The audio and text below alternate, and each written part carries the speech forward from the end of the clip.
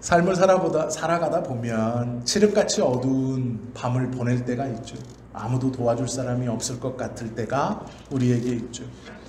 모든 것이 다 단절되어 버린 것만 같은 그런 느낌과 그런 저녁을 보낼 때가 있습니다. 깊은 절망감이 거치지 않을 것 같은 생각이 들 때가 있죠. 굉장히 유명한 저술가였고 기독교 목회자였고 신학자였는 고든 맥도날드라는 미국의 목사님이 있습니다. 제 입으로 말씀드리기가 좀 송구한 이유는 이분의 책 중 하나가 내면 세계의 질서와 영적 성장이라는 책이 있습니다. 읽어보시면 정말로 유익하고 도움이 되는 책인데요. 이 책을 집필하게 된 내용은 조금 부끄러운 그런 이야기입니다. 미국에서 아니 전 세계적으로 굉장히 유명했던 설교자였고 탁월한 신학자였던 이 고든 맥도날드가 어느 날 신문에 큰 사건을 이렇게 하나 폭로가 됩니다. 그것이 무엇이었냐면 자신이 섬기고 있던 교회의 여성도와의 스캔들입니다. 그것이 폭로되므로 그동안 견고히 지켜왔던 가정, 목사직, 명성, 부, 이 모든 것을 한꺼번에 잃어버립니다. 변명할 수 없고 변명해서도 안 되는 그런 큰 일이, 그것도 과거에 있었던 약 20여 년 전에 있었던 그 일이 스캔들로 폭로가 됩니다. 하루아침에 절망의 나락으로 떨어졌고 모두 다 외면했습니다. 고든 맥도날드에게 하루에 몇 번씩 전화해서 자기들과 책을 계약하자고 했었던 그 많은 출판사들 하루아침에 연락을 다 끊었고, 조금만 이야기가 있거나 이슈거리가 있으면 자기에게 전화해서 기도 부탁도 하고 삶의 지혜도 구했던 그 많은 성도들, 그리고 자신과 함께 목회에 대한 진지한 고민과 기도들을 나누었던 그 많은 동기 목사들 모두 다 연락을 끊었습니다. 이 고든이 그 시간을 거치면서 지금 약 20여 년이 흘렀지만 그가 마지막으로 쓴 책이 내면 세계의 질서와 영적 성장이라는 책입니다. 그 상황에서 하나님을 만나고 지금까지도 회개하고 자숙하고 또 외부의 여러 가지 것들을 다 끊은 채 자신의 삶을 돌아보고 있죠. 책의 내용의 말씀은 정말 깊이 있는 그러한 내용입니다.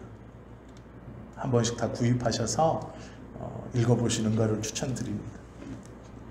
오늘 본문에 보시면 믿음의 한 족장도 이 깊은 터널을 지나고 있습니다. 우리가 다 아시는 것처럼 그의 이름은 야곱입니다. 형을 속이고 장자의 명분을 샀죠. 그의 바램과 야망이 성취되는 것 같았지만 형 에서가 속았다는 것을 알고 그를 죽이려고 합니다. 그것이 무서워서 부모를 떠나고 집을 떠나고 고향을 떠나 낯선 땅으로 혼자 아무것도 갖지 못한 채 허겁지겁 도망하고 있습니다. 그렇게 도망하는 중 날이 저물었고 그는 피곤했습니다. 잠이 들은 것이 아니고요, 잠에 떨어진 것이죠. 긴장했던 마음, 두려웠던 마음, 허겁지겁 달려오면서 아무런 생각 없이 얼마나 많이 뉘우쳤겠습니까? 다시 그 시간으로 돌아가면 하지 않을 것이다. 내가 왜 그랬을까? 라고 수도 없이 마음속으로 후회하고 후회했을 것입니다. 도망치면서 멀어지는 고향집을 바라보고 내 부모를 다시 만날 수 있을까? 내가 이곳으로 다시 돌아올 수 있을까? 어떻게 다시 과거로 돌이킬 수 있을까? 없었던 일이 될 수 있을까?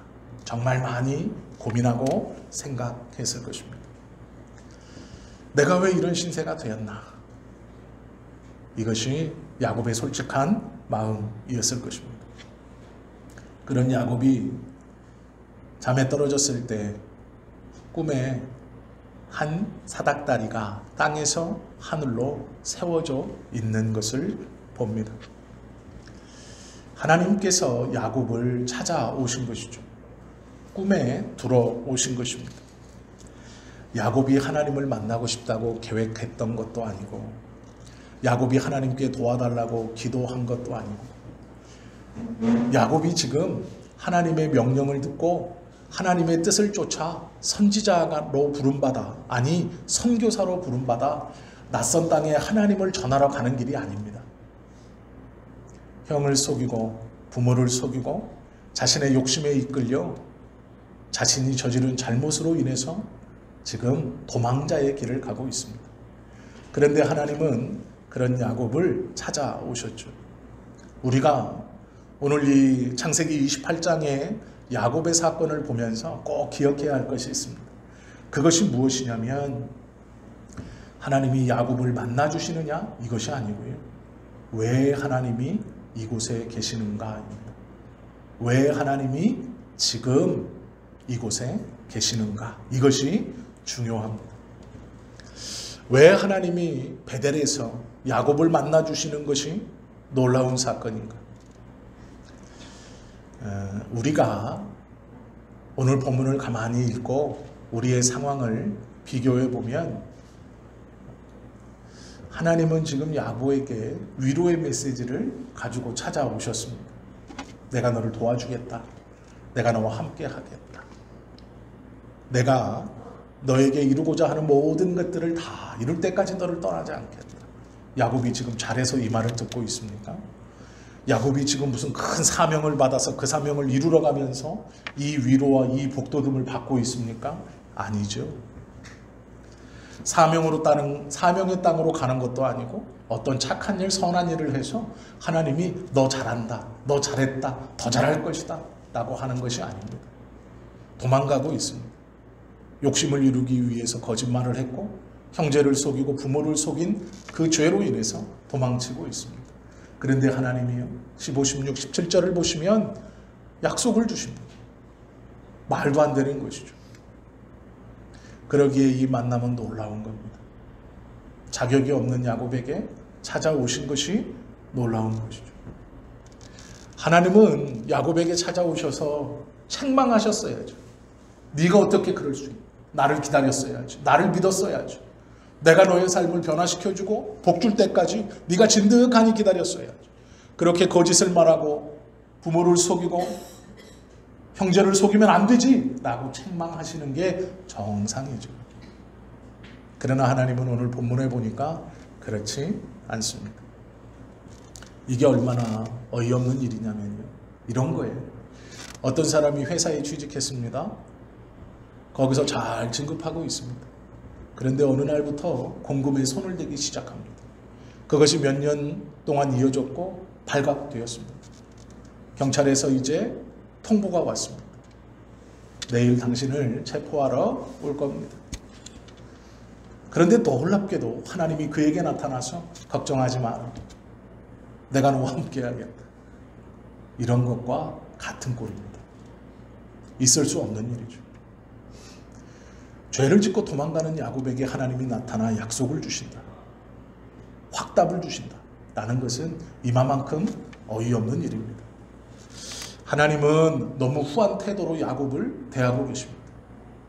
야곱에게는 너무 특별하게 대하고 계세요. 왜요? 우리를 보면 알죠. 15절 보시면 내가 너와 함께 있어 내가 어디로 가든지 너를 지키며 너를 이끌어 이 땅으로 돌아오게 할지라. 내가 내게 허락한 것을 다 이루기까지 너를 떠나지 아니하리라. 약속을 주십니다.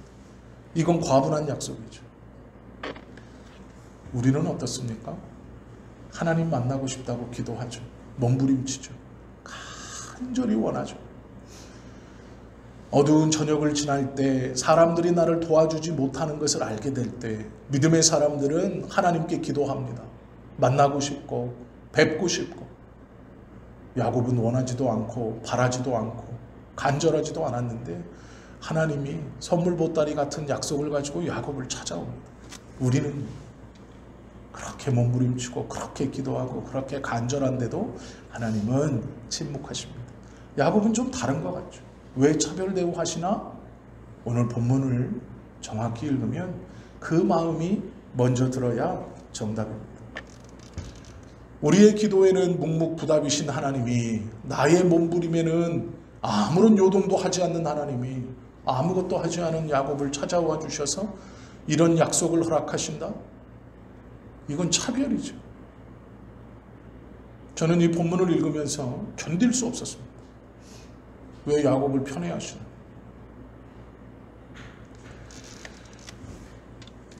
주님은 야곱을 책망해야 할 때 위로하시고 꾸중해야 할 때 약속하시고 고난을 당해야 할 때 승리를 확신시켜 주십니다.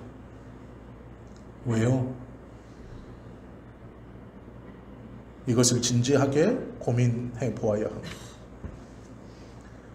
하나님께서 하시는 모든 뜻과 하나님의 말씀과 의도는 계획이 있으십니다. 이스라엘 백성들은 율법이라는 것을 철저하게 지키는 사람들입니다. 첫째는 그것이 하나님의 말씀이어서도이지만 두 번째는 인과율 때문입니다. 인과율의 대표적인 속담이 심는 대로 거둔다입니다. 내가 율법을 잘 지키면 하나님은 나에게 복을 주고 나의 자녀들을 형통케 하고 내 산업과 터전을 지켜줄 것이다. 내가 하나님을 잘 지키면, 내가 하나님의 말씀을 잘 지키면, 이것이 유대인들이 가지고 있는 율법이었습니다. 특별히 율법의 인과율입니다. 부를 주신 하나님을 찬양하지만 내가 이렇게 열심히 기도해서 하나님이 부를 주셨다. 내가 이렇게 열심히 하나님의 뜻을 잘 지켜서 하나님이 나로 형통케 해주셨다. 많이 들어본 말이죠. 이것이 율법의 인과율입니다. 복을 주셨고 내가 복을 받았지만 그건 내가 복받을 만한 짓을 했기 때문이다 라는 것이죠. 이것이 유대인들이 가지고 있는 율법의 인과율입니다. 인과율의 율법의 법칙입니다. 우리 또한 마찬가지죠. 우리도 이렇게 생각합니다. 내가 기도를 열심히 했기 때문에 이런 은혜를 받았지. 내가 기도를 열심히 했기 때문에 이런 능력을 받았지. 내가 기도를 열심히 했기 때문에 우리 자식이 잘 되었지. 내가 하나님의 말씀을 잘 듣고 억지로라도 순종했기 때문에 이만큼이라도 살고 있지. 이것이 우리도 모르게 가지고 있는 율법의 인과율입니다. 이 율법에 근거한 신앙이 깨어질 필요가 있기 때문에 하나님은 오늘 이 상황에서 야곱을 만나주시고 야곱에게, 아무것도 없는 야곱에게 모든 것을 다한 사람에게 주시는 축복과 은혜의 말씀처럼 이런 약속을 주시는 겁니다. 이스라엘 백성들이 이 이야기를 들으면 낯섭니다. 왜 그럴까요? 그들은 율법의 인과율로 살아갔던 사람들입니다. 내가 잘해야 하나님이 복주고, 내가 잘해야 하나님이 나를 기뻐하고, 내가 잘해야 하나님이 나에게 무엇인가 베풀어 주신다라는 것을 가지고 율법을 지켜왔던 그들에게 거짓된 약속을 통해서 부모와 형제를 속이고 자신의 개인적 욕심을 채우려고 했던, 아무것도 없고 아무것도 내세울 것 없는 도망자였던 이 야곱을 하나님께서 찾아와 주신다. 그리고 이 놀라운 약속을 허락하신다. 이것은 인과율에 위배되는 것입니다. 그러기에 이스라엘 백성들은 이것이 낯선 이야기입니다. 정확히 말하면 우리에게도 낯설죠. 주일 잘 지켜야 복 받지. 네가 예배 빠지고 이러니까 벌 받은 거야. 주일날 예배 안 드리고 놀러 가니까 교통사고 나지. 이건 맞는 겁니다. 제 말의 의도를 아시겠죠? 아니라는 거예요. 우리도 어느새 모르게 내가 하나님께 무엇을 하기 때문에, 무엇을 했기 때문에, 무엇을 해야 하기 때문에 하나님이 나에게 복주고 나를 인도하고 나와 함께 하시고 나를 더 잘해 주신다라고 생각합니다. 내가 무엇인가를 더 열심히 하고 내가 무엇인가를 더 했을 때 하나님은 지금보다 나를 더 사랑하시고 더 형통케 해 주신다라고 그렇게 믿고 있습니다.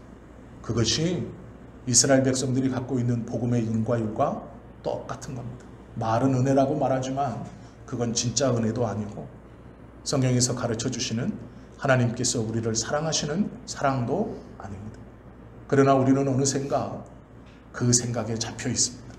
우리도 어느샌가 율법처럼 그 생각에 꽉 사로잡혀 있습니다. 너 사업이 망하는 건 헌금 안 해서야.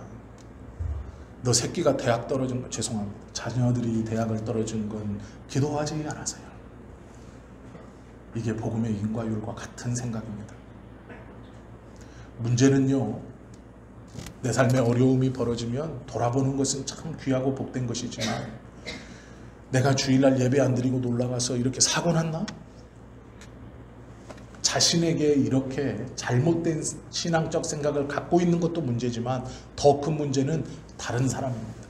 그 잣대가 나에게만 오는 것도 내게 오는 것도 문제지만 스스로 그 잣대를 내게 대고 나를 돌아보고 내가 이걸 못해서 내가 이걸 안 해서 내가 이걸 피해서 이렇게 되었구나라는 것도 문제지만 더 큰 문제는 이 잣대를 다른 사람에게 대는 겁니다. 네가 이렇게 된 건 이걸 안 해서야. 네가 이렇게 된 건 이걸 못해서야. 네가 이렇게 된 건 이것 때문이야 라는 것이죠. 예배 안 나오더니 그렇게 될 줄 알았어. 뭘 알았어요? 아니죠.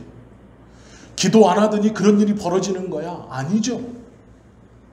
어느샌가 자신에게 들이대고 있는 잘못된 잣대가 남에게로 옮겨가고 그 잘못된 잣대를 통해 다른 사람을 비판하고 판단하고 비난하는 일에 이 잘못되어진 믿음과 신앙이 쓰인다라는 것이죠. 하나님은 이런 이스라엘과 우리들에게 오늘 야곱의 이야기를 통해서 깨닫게 하시는 것이 있습니다. 아니다라는 거예요. 네가 무엇을 해서, 네가 무엇을 하려고 해서, 네가 무엇을 잘해서 내가 너를 복주고 내가 너를 사랑하고 내가 너에게 약속을 허락하는 것이 아니다라는 것이죠. 율법의 인과율에 빠져 있는 이스라엘 백성들에게 또 우리들에게 아니다라고 말하는 거예요. 그 매개체가 사닥다리입니다.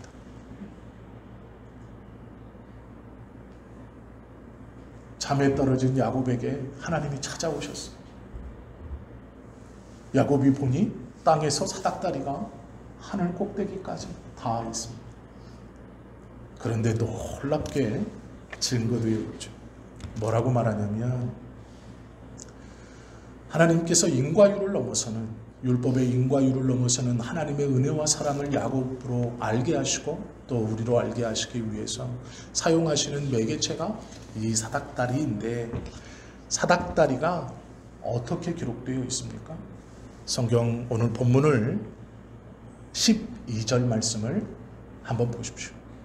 꿈에 본즉 사닥다리가 땅 위에 서 있는데 그 꼭대기가 하늘에 닿았고 또 본즉 하나님의 사자들이 그 위에서 오르락 내리락 하고 하나님께서 야곱에게 찾아오신 것을 통해 우리로 알게 하시는 하나님의 첫 번째 뜻은 그저 받는 은혜를 기억해라 라는 것이죠. 그저 받는 은혜. 너의 조건이나 네 무엇이 아니라 하나님께서 일방적으로 그저 주시는 은혜와 사랑이 있다. 그것이 내가 너희를 사랑하는 방법이다라는 겁니다. 그렇기 때문에 잘못된 율법의 기준으로 나도 모르는 사이에 나를 그리고 남을 판단해서는 안 되는 것이죠. 하나님의 은혜를 그렇게 판단해서는 안 됩니다. 그리고 그 모형을 정말 잘 이해하게 하기 위해서 사닥다리를 보여주십니다. 그런데 성경은요, 사닥다리에 하나님의 사자 누굽니까? 천사입니다. 그런데 이들이 어떻게 표현되고 있습니까? 오르락 내리락입니다. 제가 이거 잘못 본 줄 알았어요. 그래서 다른 번역본들도 찾아봤습니다. 그런데 다 하나같이요. 오르락 내리락입니다. 지금 이 상황이 무엇인지 모르시겠죠? 잘 생각해 보세요. 천사들은 어디 있습니까? 하나님은 어디 있습니까? 하늘에 있죠. 그러면 하늘과 땅을 잇는 사다리가 세워졌습니다. 그러면 먼저 어떻게 해야 돼요? 하늘에서 내리락, 오르락 하는 게 정상이죠. 그런데 성경은 놀랍게도요, 사다리가 섰는데 아래에서부터 오르락 내리락이라고 표현하고 있습니다. 이 말이 우리에게 또 야곱에게 얼마나 놀라운 본인지 모릅니다. 사다리가 섰는데 하나님의 사자가 올라갑니다. 그리고 내려옵니다. 내려오고 올라가는 게 아니에요. 무슨 차이가 있습니까? 똑같은 거 아닙니까? 큰 차이가 있죠. 큰 차이가 있죠. 왜요? 먼저 올라갔다는 얘기는 땅에 있었다는 얘기죠. 더 쉽게 설명드리면 야곱과 함께 있었다는 얘기입니다. 지금 만나주신 하나님이 아니고 베델에서 베개 베고 돌베개 베고 누워서 도망치는 그 캄캄한 저녁, 아무것도 기대하지 못했던 그 저녁에 하나님이 내려오셔서 만나주셨다는 얘기가 아니고, 거짓말을 할 때도, 아버지를 속일 때도, 형을 속일 때도, 후회하며 도망칠 때도, 이 베델까지 정신없이 도망와 해가죠. 어딘지도 제대로 모르는 곳에서 돌을 베고 자는 그 순간에도 같이 계셨다는 얘기입니다. 함께 있었다는 얘기입니다. 그리고 땅과 하늘이 연결되는 사닥다리가 서자 올라가고 내려옵니다. 이것이 놀라운 것이죠. 모든 성경 번역본이 오르고 내리다 라고 기록되어 있습니다. 놀랍게도요, 요한일서 1장 51절에 보면 그 본문에서도 천사들이 오르락 내리락이라고 써 있습니다.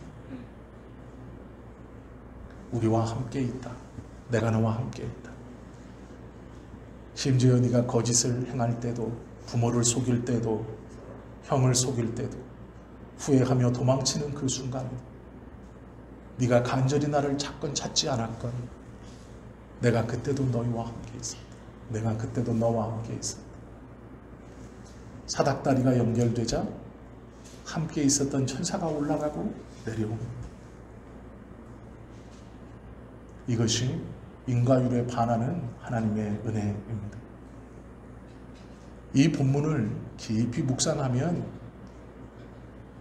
하나님의 사람, 하나님의 천사들이 우리와 함께 있고 하나님이 우리와 함께 계시고 지금도 우리가 그렇게 보기를 원하며 몸부림치는 그 순간도 이미 침묵하신 하나님이 아니라 내가 너와 함께 있다라고 확신을 주시는 그런 말씀입니다. 올라간다라는 것은 놀라운 것이고 먼저 오르락이라는 말은 놀라운 말입니다.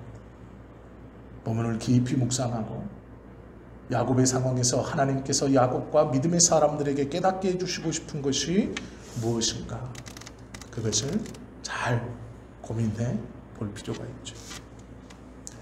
우리가 생각하는 기독교, 율법을 붙들고 율법의 인과율에 빠져서 내가 이걸 잘해야 하고 내가 이걸 잘해야 하고 내가 이걸 열심히 해야 하나님이 나에게 복 주고 하나님이 나에게 하나라도 더 주고 하나님이 내 소원을 이루어준다는 그 잘못된 인과율의 믿음에 빠져있는 우리들에게 하나님은요, 아니다.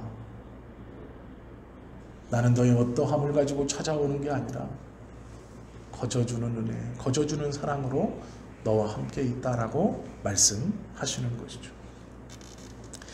오르락 내리락, 그래서 이 말은 중요한 말입니다.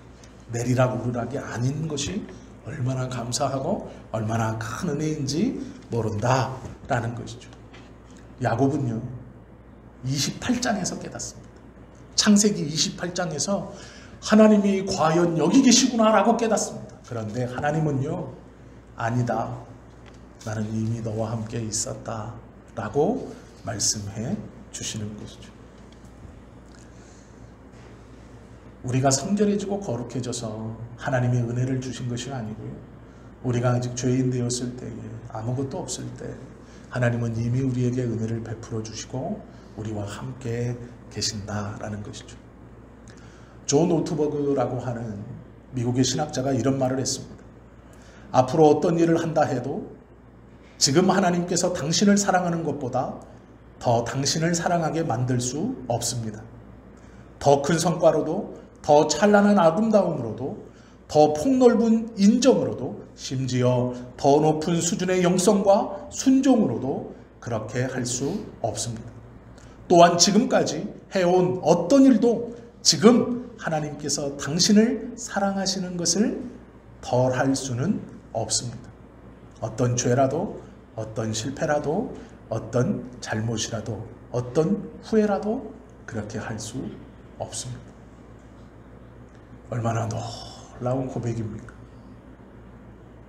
내가 하는 모든 것, 그것이 선한 것으로도 하나님이 지금 나를 사랑하시는 그 사랑보다 더 나를 사랑하게 할 수 있는 것이 없고, 심지어 나의 약함으로라도 하나님이 나를 덜 사랑하게 할 수 있는 것은 없다 말하죠. 우리가 다 아는 말씀처럼 로마서 5장 8절은 분명히 우리에게 가르쳐주고 있습니다. 우리가 아직 죄인 되었을 때에 그리스도께서 우리를 위하여 죽으심으로 하나님께서 우리에 대한 자기의 사랑을 확증하셨습니다. 우리가 아직 죄인 되었을 때에 그리하였다. 그것이 이 오르락 내리락이라는 말입니다. 하나가 더 있죠. 하나님께서 이렇게 율법의 인과율을 깨고 아무것도 받을 만한 아무런 조건이나 아무런 선함이 없는 야곱에게 오셔서 사닥다리를 보여주시고 오르락 내리락 한 것을 보여주신 이유가 하나 더 있습니다. 그것이 무엇이냐면 사닥다리가 어디와 어디에 닿아 있느냐라는 표현입니다. 그냥 사다리 하나가 섰는데 이렇게 말하면 됩니다. 그런데 성경은요 이렇게 말하죠. 꿈에 본즉 사닥다리가 땅 위에 서 있는데, 땅 위에 서 있습니다. 그런데 그 꼭대기가 하늘에 닿았고 기록되어 있습니다. 하늘에 닿았고, 은혜의 상징으로 사용하시는 이 사다리의 끝이 하늘에 닿았고 땅에서 시작하여 하늘에 닿았다라고 말합니다. 하나님께서 율법의 인과율을 깨는 이 거저주시는 은혜, 그 은혜를 베풀어 주시고 내가 너와 함께 있다 라는 것을 우리에게 들려주시는 이유가 있습니다. 그것이 무엇이냐면 하늘에 닿아. 우리가 하나님의 자녀로 하나님께서 우리에게 부어주시는 은혜로 어디까지 올라가야 하고 어디까지 성장해야 하는가? 그것은 하늘에 닿아. 하나님께서 계시는 그곳까지, 예수께서 십자가의 그 죽으심으로 우리를 끌어올려 어디까지 올라가기를 원하시는가? 하늘에 닿아입니다. 야곱에게요 꿈에 사닥다리 하나가 보입니다. 시작은 땅에 닿아 있고 그 끝은 하늘에 닿아 있습니다. 그리고 하나님이 뭐라고 약속하십니까? 15절 거의 끝에 보시면 내가 내게 허락한 것을 다 이루기까지 너를 떠나지 아니하리라. 땅에서 출발하여 하늘까지 다 내가 너에게 허락한 은혜는 내가 지금 아무것도 없는, 성경에 보시면 야곱을 가리켜 벌레 같은 야곱이라고 말합니다. 땅에서 어느 때까지? 하늘 끝에 닿을 때까지. 이것이 내게 허락한 것을 다 이루는 것입니다. 이 정도 하면 네 힘으로 해봐야지. 이 정도 하면 내가 베풀 은혜는 되었지. 이 정도 하면 이제 네가 알아서 해야지. 아니에요. 하나님이 베풀어 주시는 은혜의 끝은 하늘 끝까지 닿을 때까지. 그 말은 우리의 성장을 어디까지 원하시느냐? 하늘 끝에 닿을 때까지. 내가 이 정도면 저 사람보다 신앙 좋고, 내가 이 정도면 우리 교회에서 그래도 봐줄 만하고, 내가 이 정도면 하나님 나라에서 그래도, 아니에요. 그런 비교가 아니에요. 하늘 끝에 닿을 때까지. 하나님께서 우리를 붙들어 주시고 은혜를 베풀어 주시는 기준은 절대로 우리의 공로가 아닙니다. 우리의 열심이나 우리의 어떠함이 아닙니다. 하나님은 우리에게 거저 주시는 은혜를 허락하십니다. 우리가 힘들고 어려울 때 하나님 나를 돌아봐 주시고 내게 확신을 주시고 나와 함께 해주시고 이 일을 꼭 해결시켜 주십시오라고 몸부림치던 그날 저녁, 하나님은 침묵하셨던 것이 아니고 이미 우리와 함께 계셨습니다. 그리고 그 은혜를 하늘에 닿을 때까지 내가 끊임없이 베풀어 줄 것이다 약속하시는 것이죠. 그러면 이 은혜를 경험한 야곱은 어떻게 반응했는가? 우리도 또한 어떻게 반응해야 할까? 17절 말씀이 그것이죠. 야곱이 잠이 깨어 이르되 여호와께서 과연 여기 계시거늘 내가 알지 못하였도다. 이에 두려워하여 이르되 두렵도다. 이곳이요 이것은 다름 아닌 하나님의 집이요 이는 하늘의 문이로다. 이것이 16절 17절 고백입니다. 사닥다리를 보았습니다. 그 은혜를 보았습니다. 깨달았습니다. 그리고 나서 야곱이 아침을 맞이합니다. 그런데 그 아침은 어제의 두려운 저녁과는 다른 아침입니다. 하나님의 은혜를 경험하고 말씀을 들어 은혜를 깨달은 자가 어떻게 살아야 하는가? 말씀을 들으면 알죠. 내가 죄 가운데 있을 때 야곱으로 돌아가 보면 내가 부모를 속이고 형을 속일 때 하나님이 나와 함께 있었구나. 내가 이 광야길을 허겁지겁 도망오면서 어제 그 두려움 가운데 있을 때 하나님이 나와 함께 있었구나. 그것을 그날 저녁 꿈을 통해 깨닫습니다. 그리고 그렇게 끝나는 게 아니에요. 변화가 일어납니다. 무슨 변화가 일어납니까? 그것을 깨닫자 과거에 나와 함께 하셨던 하나님을 인정하게 되고 이 하나님의 약속을 통해 미래의 내가 가야 할 길에 대한 확신이 생기죠. 그런데 정말 중요한 게 있습니다. 그것이 무엇입니까? 지금입니다. 지금 현재 맞이한 아침. 어제까지는 두려웠는데 오늘 아침 야곱은 찬양하고 노래하고 경배합니다. 왜요? 하나님의 은혜를 깨닫고 보니 지금 다르게 반응해야죠. 어제처럼 허겁지겁 도망갈 필요도 없습니다. 두려움에 떨 필요도 없습니다. 오늘은 다릅니다. 오늘이 새롭게 시작되어집니다. 우리가 하나님과 동행하고 하나님이 나의 삶과 함께 하신다는 것을 확신한다면 매일매일의 아침이 두려움이나 어제와 같은 아침이 아니라 새롭게 시작되는 아침이고 그 하나님으로 인하여 미래뿐만 아니라 과거뿐 아니라 지금 내 모습, 현재의 내가 그 말씀의 은혜로 인하여 하루하루가 어떻게 반응하고 어떻게 달라지느냐를 보면 그 사람의 믿음이 진짜인가? 그가 붙들고 있는 하나님에 대한 믿음이 진짜인가? 하나님께서 그에게 약속하신 말씀을 그가 분명히 알고 있는가를 우리가 알 수 있다라는 것이죠. 야곱은요, 새로운 아침을 맞이합니다.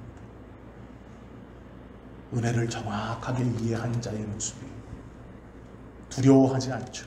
무서워하지 않죠. 눈을 뜨자마자 형을 피해 더 빨리 도망가야 되는데 그렇지 않죠. 그곳에서 하나님을 경배하고 베었던 돌을 쌓아 하나님께 약속합니다.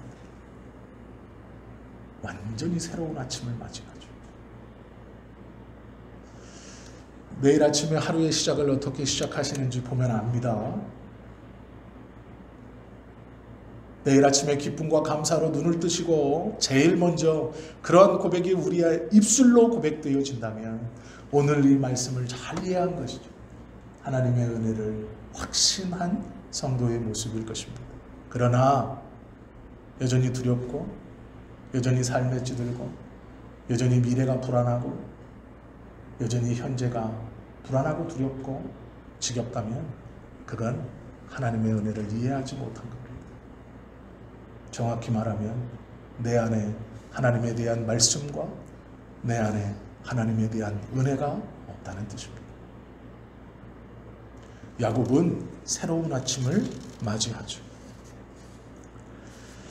야곱은 은혜의 각성을 이룹니다. 하나님이 과거에도 나와 함께 계시고 미래에도 나와 함께 계실 것이고, 그러니 지금도 하나님의 뜻에 맞춰 하나님이 나와 함께 하십니다. 이것이 은혜의 각성이죠. 우리에게 필요한 것도 다름 아닌 이 은혜의 각성입니다. 물론 다 알고 계셨던 하나님의 은혜, 물론 우리가 붙들고 살아왔던 하나님의 은혜이지만, 오늘 이 창세기 28장에 야곱에게 베푸셨던 하나님의 놀라운 사닥다리를 보여주시는 꿈, 내리락 오르락이 아니라 오르락 내리락, 하나님의 말씀에 순종하고 사명을 받아 의기양양하게 걸어가는 길이 아니라 죄를 짓고 도망치는 그 길, 아무런 것도 내세울 것 없는 그 길, 하나님께서 먼저 찾아와 주시는 율법의 인과율과 반하는, 내가 너를 사랑하면 너희 어떠함이 아니고 하나님의 은혜와 뜻 안에 거저주시는 은혜를 우리가 누리고 있다는 것이죠. 그리고 그 은혜를 아는 자는 은혜의 각성을 통해 아침이 달라지는 거죠. 현재가 달라지고 하루가 달라지는 것이죠.